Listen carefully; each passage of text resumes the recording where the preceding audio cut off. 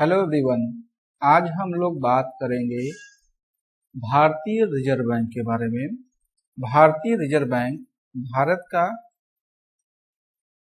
केंद्रीय बैंक है, जिसे हम लोग reserve bank of India, reserve bank of India या आरबीआई के नाम से जानते हैं। तो जब हम लोग कमर्शियल बैंकिंग वाला चैप्टर पढ़ रहे थे तो उसमें हमने देखा कि 1776 से लेकर 1935 तक बहुत सारे बैंक खुले, जिसमें से बहुत सारे बैंक दिवालिया हो गए, बैंकक्रप्ट हो गए और उन्हें अपना कार्य छोड़ना पड़ गया। तो जब बैंक दिवालिया हो जाता है तो लोगों का बैंकिंग व्यवस्था के प्रति विश्वास नहीं हो पाता है। साथ में जो बैंक खोले गए थे वो सभी प्राइवेट, लगभग सभी प्राइवेट बैंक थे और कुछ विशेष समूह को ही सुविधाएं प्रदान करते थे। तो इन बैंकों की कार्य पद्धति पर ध्यान देने के लिए एक केंद्रीय बैंक की भारत में जरूरत थी। तो इस केंद्रीय बैंक को स्थापित करने के लिए royal commission Hilton young committee की सिफारिश पे एक एक्ट पारित करता है, आरबीआई एक्ट 1934, आरबीआई अधिनियम। और इस एक्ट की सहायता से 1 अप्रैल 1935 को रिजर्व बैंक ऑफ इंडिया की स्थापना की जाती है।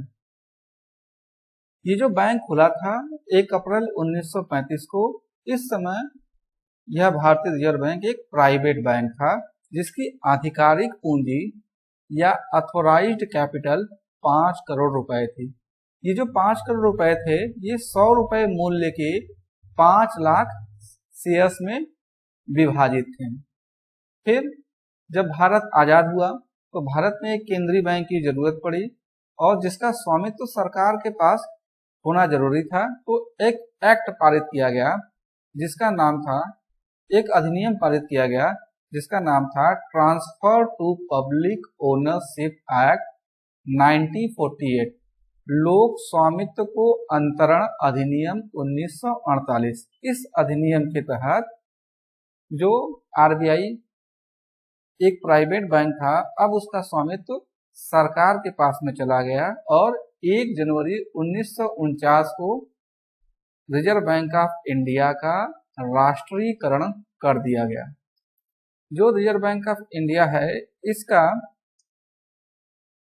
लेखा वर्ष या अकाउंटिंग ईयर या फाइनेंशियल ईयर 1 जुलाई से 31 जून तक का होता था। और भारत में जो बजट बनाया जाता है या राष्ट्रीय आय की गणना की जाती है, उसके लिए जो वित्तीय वर्ष हमारा है वो क्या है 1 अप्रैल से 31 मार्च तक का समय है। तो पहले हमारा आरबीआई का लेखा वर्ष 1 जुलाई से 30 जून तक था, लेकिन हाल ही में 2021-22 में इसे परिवर्तित कर 1 अप्रैल से 31 मार्च तक के समय को ही कर दिया गया है। तो पहले क्या था हमारा आरबीआई का लेखा वर्ष 1 जुलाई से 30 जून, लेकिन अब क्या हो गया है 1 अप्रैल से 31 मार्च तक। इसका जो हेडक्वार्टर है, आरबीआई का हेडक्वार्टर वो कहाँ है, मुंबई में है। यानी मुख्यालय भारतीय रिजर्व बैंक का मुंबई में है। भारतीय रिजर्व बैंक के 4 स्थानीय बोर्ड या लोकल बॉडीज हैं। एक हमारा मुंबई में है, एक स्थानीय बोर्ड हमारा मुंबई में है, दूसरा नई दिल्ली में है, तीसरा कोलकाता में है और चौथा चेन्नई में है। इन स्थानीय बोर्डों का काम केंद्रीय निदेशक मंडल के आदेशानुसार कार्य करने पर आधारित होता है। साथ ही साथ विभिन्न वित्त से संबंधित स्थानीय जो मुद्दे होते हैं उन पर ये केंद्रीय निदेशक मंडल को सुझाव भी समय समय पर देते रहते हैं। इन सभी लोकल बॉडीज में, चाहे वो मुंबई का हो, चाहे नई दिल्ली का हो, चाहे कलकत्ता का हो, चाहे चेन्नई का हो, 5 सदस्य होते हैं जिनका कार्यकाल 4 वर्ष का होता है और जिनकी नियुक्ति भारत सरकार द्वारा की जाती है, सदस्यों की नियुक्ति।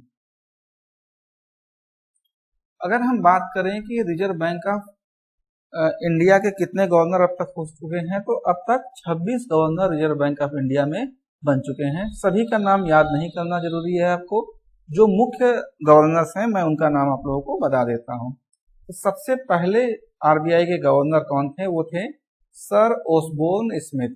ये हमारे प्रथम आरबीआई के गवर्नर थे जब आरबीआई बना था 1 अप्रैल 1935 को।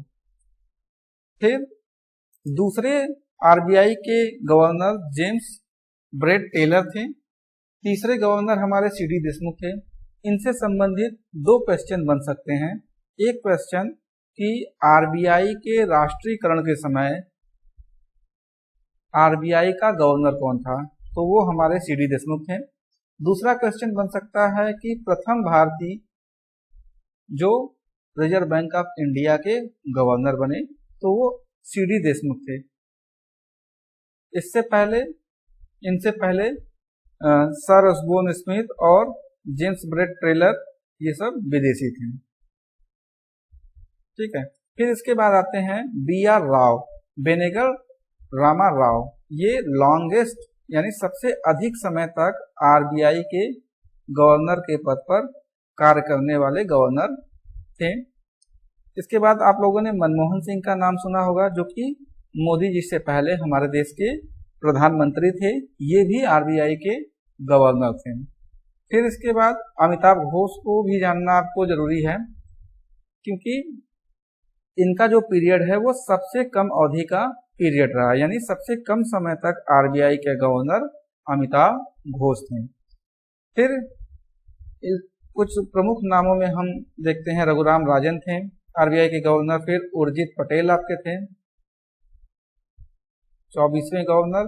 फिर शक्तिकांता दास हमारे 25वें गवर्नर थे, जिनका कार्यकाल 12 दिसंबर 2018 से अक्टूबर 2021 तक था। फिर जब ये कार्यकाल समाप्त हो गया तो इन्हें एक बार पुनः आरबीआई का गवर्नर बना दिया गया है। तो इस समय करंट में हमारे गवर्नर कौन है? आरबीआई के शक्तिकांता दास हैं। अब आरबीआई का प्रबंधन किस प्रकार से होता है या आरबीआई किस प्रकार से काम करती है, तो वो एक केंद्रीय निदेशक मंडल के द्वारा काम करती है, जिसको इंग्लिश में सेंट्रल बोर्ड ऑफ डायरेक्टर्स कहते हैं। सेंट्रल बोर्ड ऑफ डायरेक्टर्स कहते हैं। अब इस सेंट्रल बोर्ड ऑफ डायरेक्टर्स की नियुक्ति भारत सरकार द्वारा आरबीआई एक्ट के माध्यम से की जाती है। तो ये जो सेंट्रल बोर्ड ऑफ डायरेक्टर्स देख रहे हैं आप, सेंट्रल बोर्ड ऑफ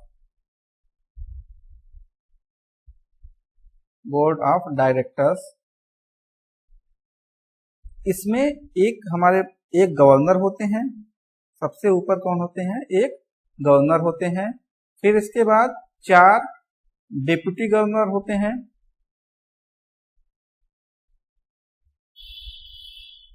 फिर 4 डायरेक्टर्स होते हैं। फिर 10 ऐसे सम्मानित लोग होते हैं जो विभिन्न क्षेत्रों में जिनका बहुत अच्छा योगदान होता है। सरकार द्वारा 10 ऐसे डायरेक्टर्स भी नामित किए जाते हैं जो सेंट्रल बोर्ड ऑफ डायरेक्टर्स के मेंबर होते हैं।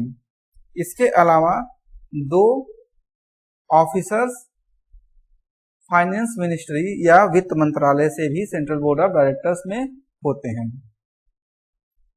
तो अगर हम गवर्नर की बात करें, सबसे पहले सबसे शीर्ष पे कौन होता है सेंट्रल बोर्ड ऑफ डायरेक्टर में? गवर्नर होते हैं। वर्तमान गवर्नर हमने जैसा कि अभी देखा, बात किया, शक्तिकांत दास हैं। इनकी नियुक्ति जो है भारत सरकार के द्वारा की जाती है और इनका जो कार्यकाल होता है एक 3 साल का इनका टेन्योर होता है। इनका टेन्योर या कार्यकाल कितने समय का होता है? 3 साल का होता है। फिर इनकी दोबारा नियुक्ति भी की जा सकती है, रीअपॉइंटमेंट भी किया जा सकता है। आरबीआई के गवर्नर का रीअपॉइंटमेंट भी किया जा सकता है। इसी के साथ साथ इन्हें 2 बार एक्सटेंशन भी 1-1 साल का मिल सकता है। एक्सटेंशन मतलब इनके कार्यकाल को बढ़ाया जा सकता है। तो कार्यकाल को केवल 2 बार 1-1 वर्ष के लिए बढ़ाया जा सकता है। फिर जो डिप्टी गवर्नर्स होते हैं इनकी संख्या अधिकतम 4 हो सकती है, 4 से कम गवर्नर्स भी हो सकते हैं, 3, 2, जितना आरबीआई का काम चल जाए उतने गवर्नर्स हो सकते हैं। वर्तमान में 4 डिप्टी गवर्नर्स हैं जिनके नाम इस प्रकार हैं। पहले आपके हैं M.K. जैन, फिर आपके हैं M.D. पात्रा, फिर है M. राजेश्वर राव, फिर है T. रविशंकर। इनकी नियुक्ति भी भारत सरकार द्वारा की जाती है। इनका कार्यकाल भी जैसे रिजर्व बैंक ऑफ इंडिया के गवर्नर का कार्यकाल होता है, ठीक इसी प्रकार से डिप्टी गवर्नर का भी कार्यकाल होता है। कार्यकाल 3 वर्ष का होता है।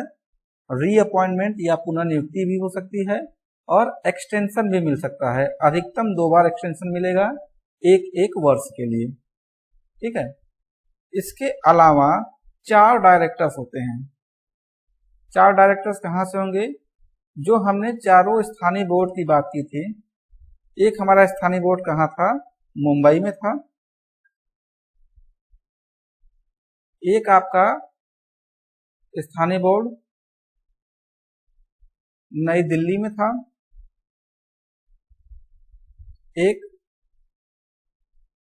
कलकत्ता में था और एक चेन्नई में था। तो आप देख रहे हैं ये जो चारों लोकल बोर्ड्स हैं इनके डायरेक्टर रहे होंगे। यही जो चारों डायरेक्टर्स हैं यहाँ पे ये 4 डायरेक्टर का काम करते हैं सेंट्रल बोर्ड ऑफ डायरेक्टर्स में। फिर इसके अलावा सरकार विभिन्न क्षेत्रों से 10 डायरेक्टर नामित करती हैं। इसके अलावा 2 सरकारी अधिकारी जो वित्त मंत्रालय से संबंधित होते हैं वो भी सेंट्रल बोर्ड ऑफ डायरेक्टर्स के मेंबर्स होते हैं, सदस्य होते हैं। तो कुल सेंट्रल बोर्ड ऑफ डायरेक्टर्स में सदस्यों की संख्या कितनी हो गई? 1 गवर्नर, 4 डिप्टी गवर्नर, 4 डायरेक्टर, 10 सरकार द्वारा नामित डायरेक्टर और 2 वित्त मंत्रालय से संबंधित अधिकारी। यानी टोटल कितने हो गए आपके? 5, 4, 9, 10, 19, 2, 21। यानी टोटल 21 मेंबर्स हमारे सेंट्रल बोर्ड ऑफ डायरेक्टर्स में होते हैं।